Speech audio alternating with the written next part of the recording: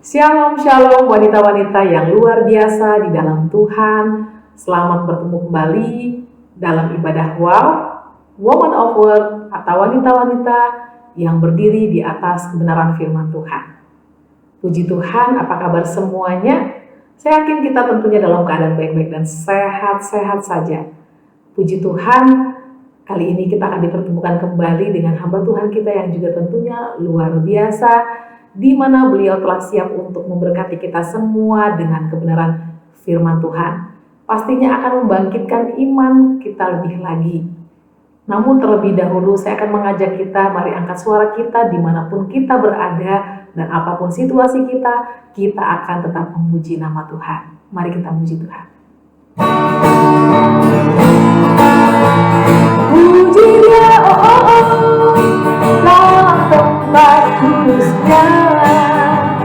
Puji Dia, karena Dia yang perkasa. Puji Dia, karena kebesarannya. Biar yang bernafas memuji Dia. Puji Dia, dalam tempat kudusnya. Puji Dia, karena Dia yang perkasa. Puji Dia, karena kebesarannya. Biar yang bernafas memuji Dia. Biar yang bernafas memuji Dia. Biar yang bernafas memuji Dia. Amin, amin. Biarlah segala yang bernafas memuji dan membesarkan nama Tuhan. Mari kita sembah Dia lebih lagi.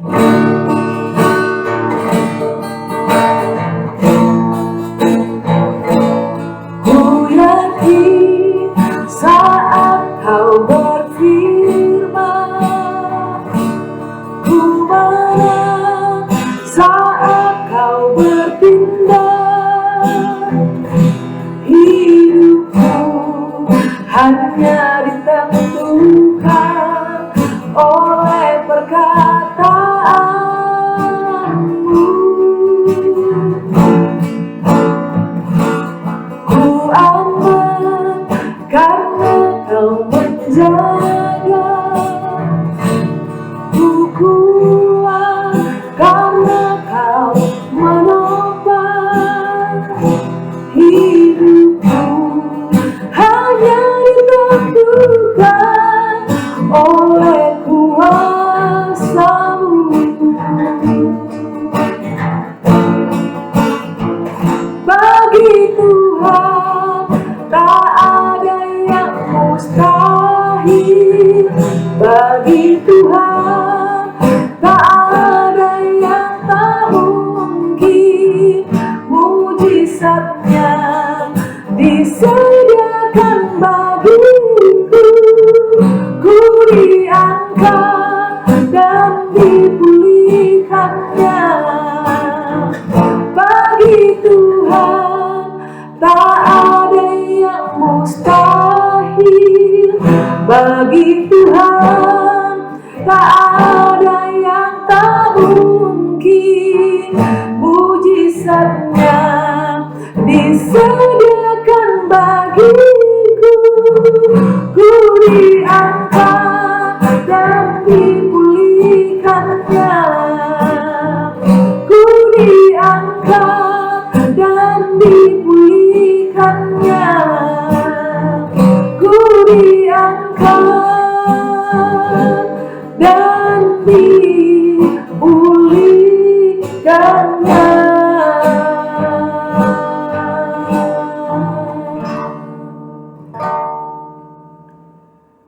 Benar Tuhan, kami yakin bagi Engkau tidak ada mustahil Tuhan. Apapun situasi dan kondisi kami tetap percaya untuk memegang janji-janji-Mu sampai kami melihat Bapa firman-Mu, janji-Mu digenapi dalam kehidupan kami Tuhan. Dan saat ini Tuhan, kami mau siapkan hati dan pikiran kami untuk menyambut kebenaran yang akan disampaikan oleh hamba-Mu Tuhan. Urapi kami semua Tuhan, mudahkan kami untuk mencerna kebenaran firman-Mu Tuhan. Urapi juga hamba-Mu, mudahkan juga hamba-Mu untuk menyampaikan pesan isi hati-Mu kepada kami semua. Hanya di dalam nama Yesus kami telah berdoa dan mengucap syukur. Haleluya, amin. Puji Tuhan, waktu dan tempat langsung saja saya persilakan kepada hambanya yang akan memberitakan kebenaran firman Tuhan. Shalom saudara sekalian, semua kekasih di dalam Tuhan, apa kabar? Kita saling mendoakan ya, untuk saudara terus baik-baik, sehat-sehat, maju terus di dalam Tuhan. Saudara juga mendoakan saya, amin. Benar, saya juga perlu doa saudara, dukung saya dalam doa, sehingga firman yang diberitakan itu selalu membangkitkan setiap pendengar dan membawa setiap pendengar itu dekat dengan Tuhan. Amin. Mari kita berdoa. Bapak, sekali lagi kami saling mengucap syukur Tuhan di dalam segala sesuatunya. Karena Engkau selalu baik Tuhan. Dan segala sesuatu rancangan-Mu adalah baik adanya bagi kami, seluruh rumah tangga kami, masa depan kami. Bahkan di dalam hal yang kecil-kecil pun Engkau perhatikan. Karena Engkau begitu baik bagi kami dan Bapa yang baik. Sekali lagi kami mau serahkan seluruh waktu ini kepada Engkau. Engkau berbicara melalui firman-Mu Tuhan. Dan biarlah firman-Mu selalu menguatkan kami dan setiap pemirsa dan memberi terobosan kepada setiap pemirsa. Terima kasih Tuhan. Biarlah Roh Kudus sendiri yang mengambil alih seluruhnya. Di dalam nama Yesus kami berdoa. Haleluya.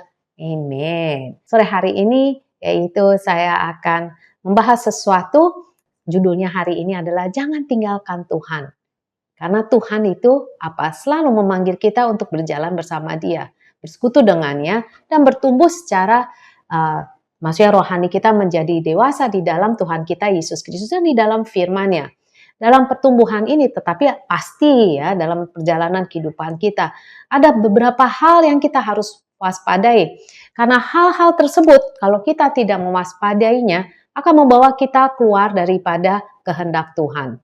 Dan itu dari sebabnya ini yang akan saya bahas sore hari ini. Dan kita semua perlu yaitu ketajaman roh untuk dapat menghindari. Kita perlu persekutuan yang erat dengan Tuhan supaya kita peka apa yang Tuhan katakan. Dan kita dapat menghindari semuanya itu dengan kekuatan daripada Roh Kudus atau Tuhan kita Yesus Kristus. Dan ini adalah beberapa tips yang saya akan berikan kepada saudara melalui yaitu kehidupan saya sendiri. Ataupun melalui firman Tuhan itu bicara banyak sekali dalam kehidupan saya. Nomor satu adalah yang kita harus waspadai adalah keinginan kita sendiri saudara. Aneh kan? Tapi itu benar ya. Lukas 15 ayat 12 dikatakan, kata yang bungsu kepada ayahnya, Bapa berikanlah kepadaku bagian harta milik kita yang menjadi hakku. Lalu ayah membagi-bagikan harta kekayaan itu di antara mereka. Begitu juga kita lihat Yosua 7 ayat 20, sebetulnya bukan di perjanjian lama juga diberitahu. Yosua 7 ayat 20, lalu Achan menjawab Yosua katanya, benar, akulah yang telah berbuat dosa terhadap Tuhan Allah Israel, sebab beginilah perbuatanku. Itu karena mereka berdosa makanya kalah dalam peperangan. Maka Yosua tanya, siapa nih yang berbuat dosa? Akan mengaku.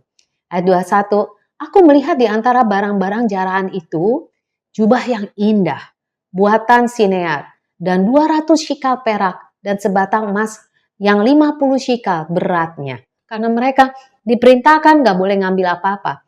Lalu dikatakan, aku mengingininya. Maka ku ambil semuanya itu disembunyikan ke dalam kemahku, dalam tanah, dan perak itu di bawah sekali. Lihat ya, dia tahu perintah Tuhan, kita nggak boleh mengambil yaitu barang jarahan daripada musuh. Karena itu dikatakan, Tuhan katakan, itu barang, kalau orangnya najis, barang itu udah najis, udah kamu jangan bawa itu. Tapi ini Yosua 7 ayat 21 ini lucu akan. Aku melihat di antara barang-barang jarahan itu. Kadang-kadang kita memang shopping tujuannya sih nggak membeli, benar nggak? Tapi setelah kita lihat, ibu-ibu, saya ibu-ibu juga, kita lihat, oh bagus juga, apalagi lagi on sale, ya siapa tahu ya, besok-besok belum tentu on sale. Jadi lebih baik saya beli di sekarang juga. Makanya dia bilang barang jarahan itu jubah yang indah, buatan Sinear. Dan 200 shikal perak, wow, sebatang emas yang 50 shikal beratnya. Katakan, aku mengingininya. Siapa sih yang nggak ingin ya?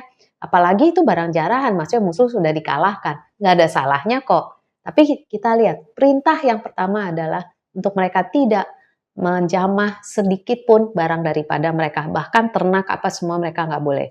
Ketika pikiran yang berhati jahat ini, itu artinya yang tidak sejalan dengan kehendak Tuhan, datang dalam kehidupan saudara dan saya, kita perlu menyaringnya dan membawanya kepada Tuhan. Maksudnya di sini menyaringnya, saudara tahulah firman Tuhan itu saringan kita. Kita tahu bukan kehendak Tuhan, udah.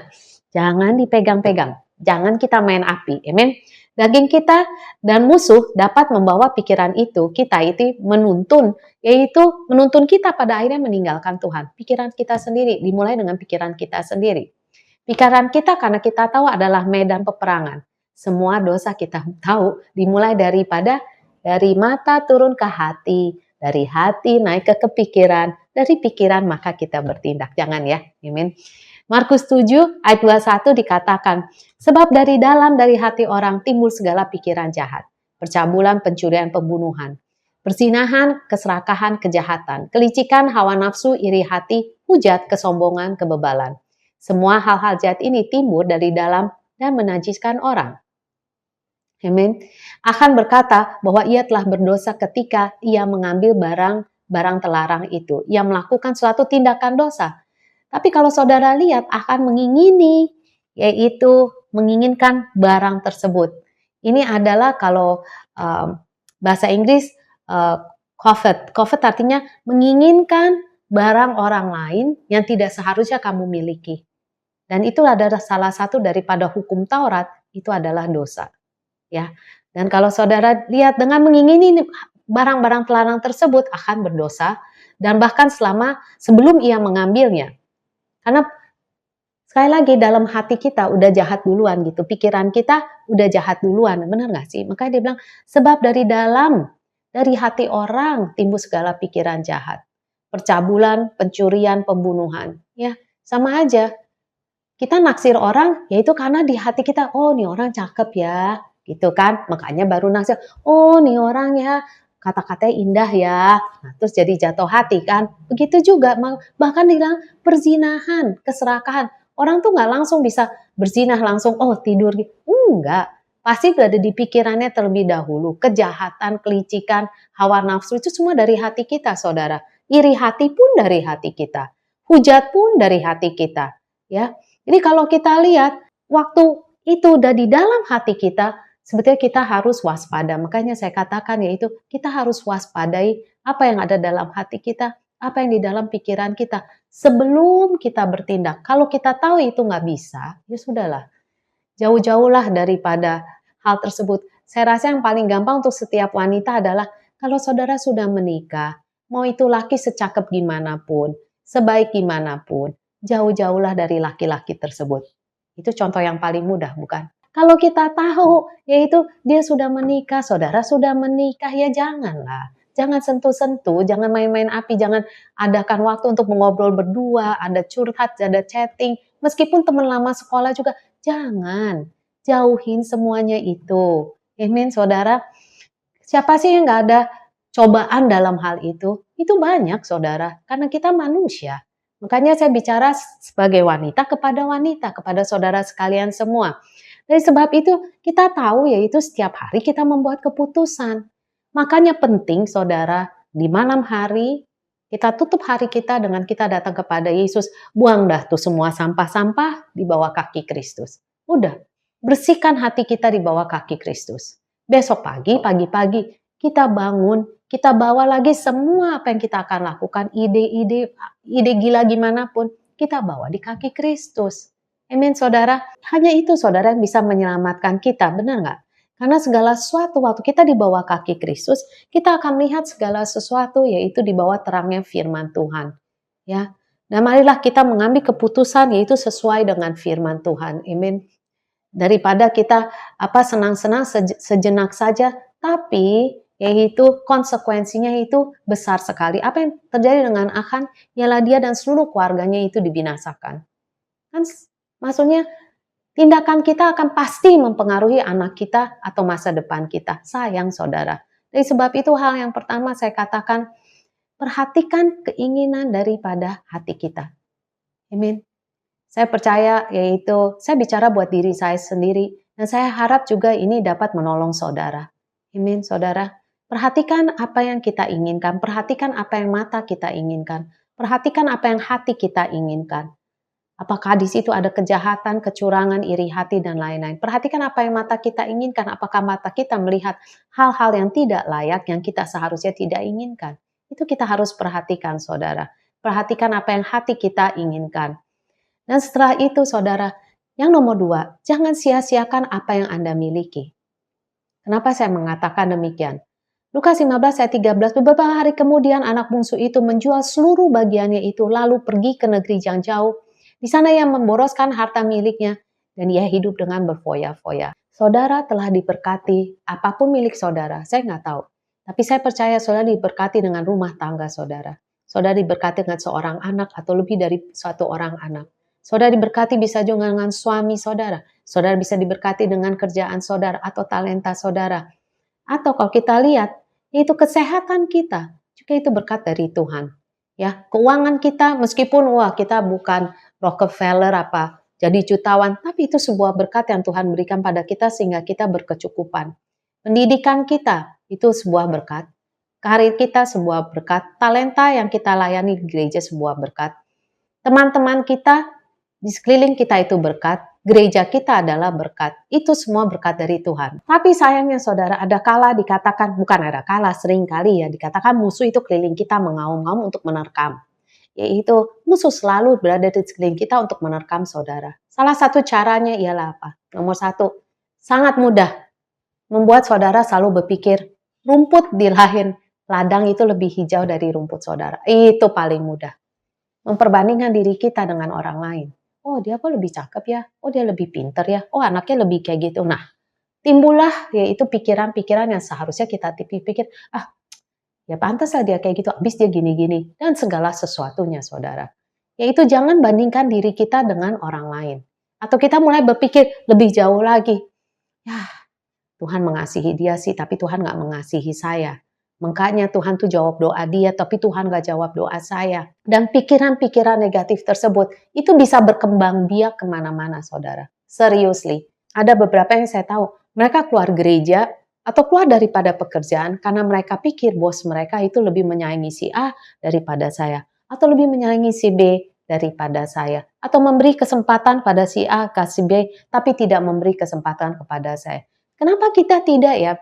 Bisa berpikir, saya mengucap syukur dengan pekerjaan apa yang bos saya kasih saya segini kerjaan, saya mengucap syukur. Karena apa? Itu karena bos saya percaya kepada saya, maka dia beri pekerjaan kepada saya. Itu kenapa mereka tidak bisa melihat, ini adalah sebuah berkat dari Tuhan. Karena apa? Saya masih bisa bekerja, saya nggak sakit, saya masih bisa kerja, 2 tangan saya masih berjalan dan melakukan pekerjaan. Itu sebuah berkat bagi saya. Karena itu saudara penting, yaitu kita mengucap syukur di dalam segala sesuatunya. Jangan dari sebab itu saya katakan, jangan sia-siakan apa yang saudara miliki. Berapa banyak orang, ada satu saya tahu, saya tanya, dia bilang boleh nggak saya bicara? Saya bilang boleh, saya bilang kenapa?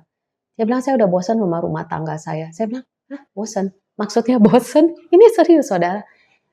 Iya dia bilang, kayaknya di rumah tangga saya kita nggak pernah berantem, segala sesuatu baik-baik, terus ya saya pikir saya off dulu sebentar. Waduh, saya bilang kenapa kamu off? Orang justru mau memiliki rumah tangga kayak kamu, kok kamu malah off? Saya bilang, iya tapi kayaknya saya bosen dah katanya. Bilang, bingung kan saya juga yang mau ngomongnya, saya juga bilang, aduh lebih baik kamu cari Tuhan dah. Hal-hal yang gitu tanpa saudara sadari, yaitu karena dia bandingkan diri dia dengan orang lain punya rumah tangga. Dia bilang orang lain punya rumah tangga kok lebih excited, dia bilang. Kenapa saya punya rumah tangga kok biasa-biasa aja gitu-gitu aja.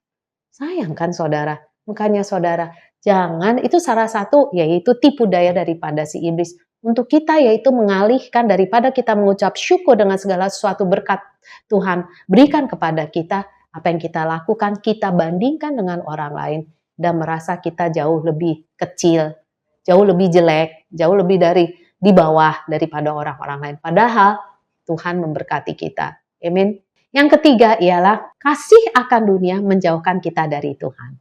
Amin. Ya, dikatakan Lukas 15 ayat 13, beberapa hari kemudian anak bungsu itu menjual seluruh bagiannya lalu pergi ke negeri yang jauh. Di sana ia memboroskan harta miliknya dan hidup berfoya-foya. 2 Timotius 4 ayat 10, Demas telah mencintai dunia ini dan meninggalkan aku. Kalau kita lihat, kasih akan dunia, kasih akan hal-hal duniawi ini, menjauhkan kita dari hadirat Tuhan. Beneran saudara, akan membawa kita keluar daripada Tuhan. Serius, ini benar. Yaitu seperti mereka ini. Yaitu mereka apa yang mereka miliki, panggilan Tuhan mereka tidak hargai. Seperti anak bungsu ini, kasih dari bapaknya luar biasa, dia tidak hargai. Apa yang dia lakukan ialah, ia menjual seluruh bagiannya, lalu pergi ke negeri jauh. Di sana ia memboroskan harta miliknya, itu dengan hidup berfoya-foya. Tanpa kita sadari, yaitu tantangan daripada dunia. Kalau saya bilang bukan tantangan ya, tapi saya bilang jerat daripada dunia. Itu kita mau seperti apa yang penilaian dunia itu masuk dalam kehidupan kita. Umpamanya, apa sih itu sebuah kemewahan umpamanya. Kalau zaman dulu mamanya rokok Marlboro. Kalau rokok Marlboro kayaknya hidupnya tuh kayak koboi-koboi yang menaiki kuda di gunung-gunung gitu ya. Marlboro. Terus ya gitu, apalagi advertisement, jarum kayaknya rokok pria masa kini. Tanpa sadar itu masuk tuh ke otak ya. Kalau bagi wanita-wanita umpamanya banyak sih, wanita Indonesia citranya apa? Supaya kita singset, galian singset Nyonya Menir. Umpamanya itu zamannya saya, galian singset Nyonya Menir.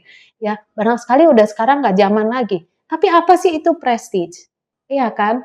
Shampoo-nya mesti L'Oreal, shampoo-nya mesti Revlon, tasnya mesti LV, Louis Vuitton, or Etienne Egner apa. Saudara, itu nggak menambah nilai saudara di mata Tuhan. Titik. Saya nggak tahu mesti ngomong apa lagi.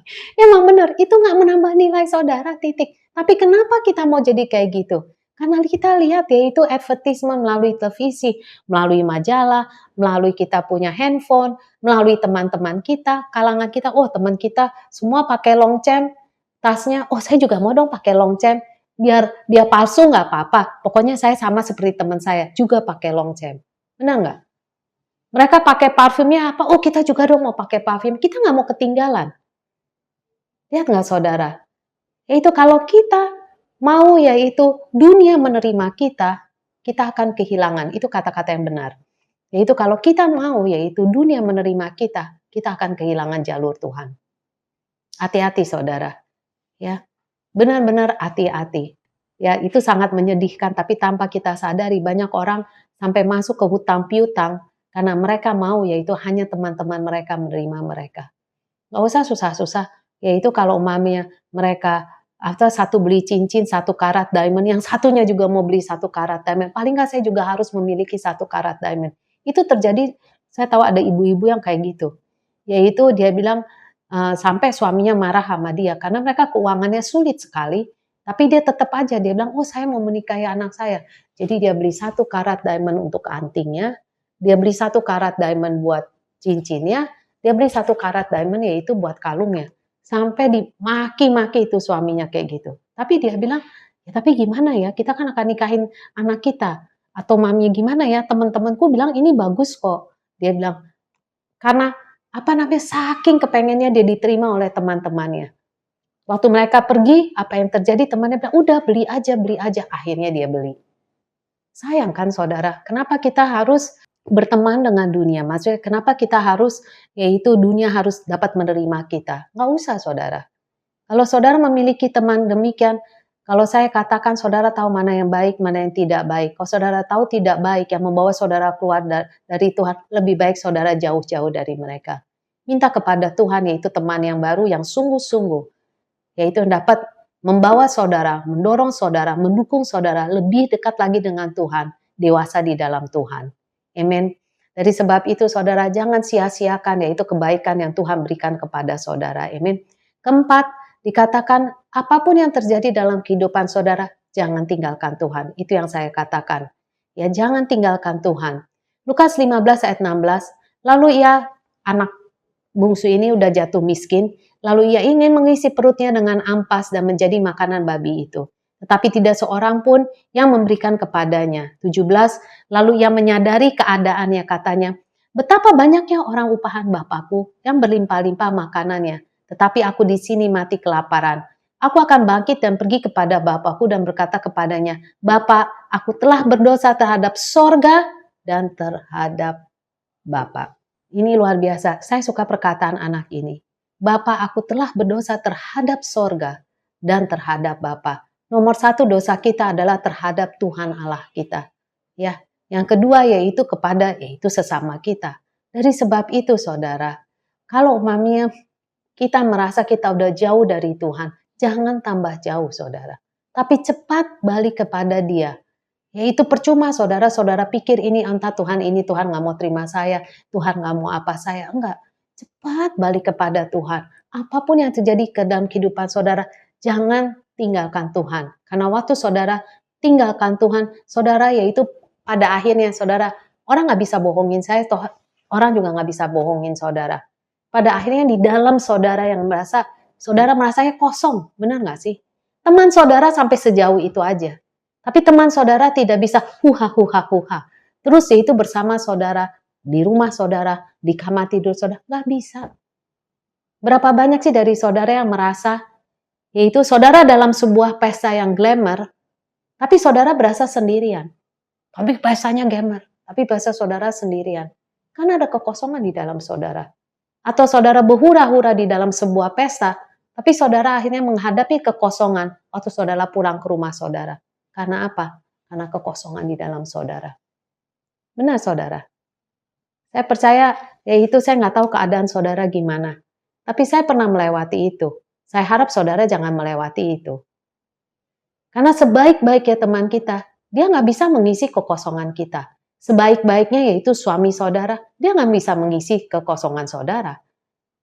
Tetap aja, ada aja yang seperti ibu saya katakan, yaitu dia luar biasa, kayaknya gini gitu, segala sesuatunya ada. Tapi dia merasa hidupnya itu kosong. Dia mengatakan, hidup saya itu membosankan. Padahal kayaknya luar negeri apa semua. Aduh saudara. Dan suami itu baik banget. Tapi dia mengatakan apa pada saya? Hidup saya itu kosong, membosankan. Itu saudara, jika saudara merasa demikian, cepatlah balik kepada Tuhan. Saya akan bacakan, dia katakan ayat 20, 15, 20, maka bangkitlah ia dan pergi kepada bapaknya. Ketika ia masih jauh, ayahnya telah melihatnya. Lalu tergeraklah hatinya oleh belas kasihan. Ayah itu berlari mendapatkan dia, lalu merangkul dan mencium dia. Artinya apa saudara? Saudara mengambil satu langkah aja kepada Yesus. Dia akan berlari kepada saudara, merangkul saudara. Nggak usah saudara yaitu wangi-wangi apa. Dia yang datang, dia berlari. Di sini dikatakan, ayah itu berlari mendapatkan dia merangkul dan mencium dia. Apapun keadaan saudara, balik lagi kepada Tuhan. Dia pasti berlari merangkul saudara dan mencium saudara. Amin saudara, luar biasa ya firman-Nya. Dari sebab itu jangan tinggalkan Tuhan.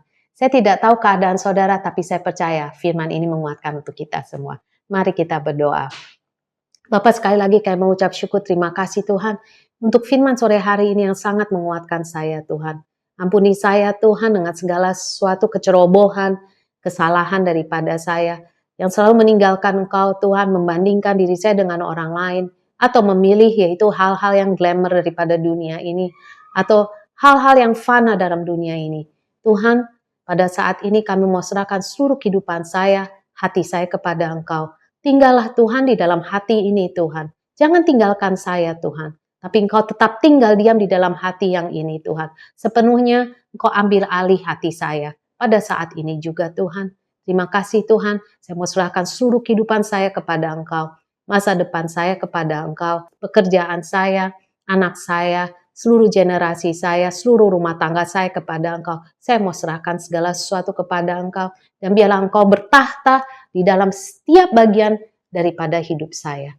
Terima kasih Tuhan, sekali lagi kami mengucap syukur terima kasih karena Engkau mau tinggal diam di dalam kehidupan saya. Terima kasih Tuhan, sebagai hamba-Mu Tuhan, kiranya tingkap-tingkap surga dibukakan bagi saudara sekalian semua. Curahan daripada berkat secara rohani dan secara jasmani melimpahin pada saudara. Kasih daripada Tuhan, damai sejahtera daripada Tuhan, tinggal diam di dalam kehidupan saudara, melingkupi saudara.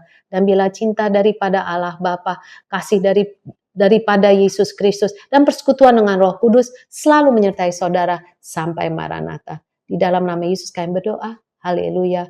Amen. Tuhan Yesus memberkati. Maju terus bersama Yesus. Amen. Don't give up. Jangan putus asa. Tapi maju terus. We all make mistake. Kita semua buat kesalahan. Tapi yang penting kita kembali kepada Tuhan. Tuhan Yesus memberkati.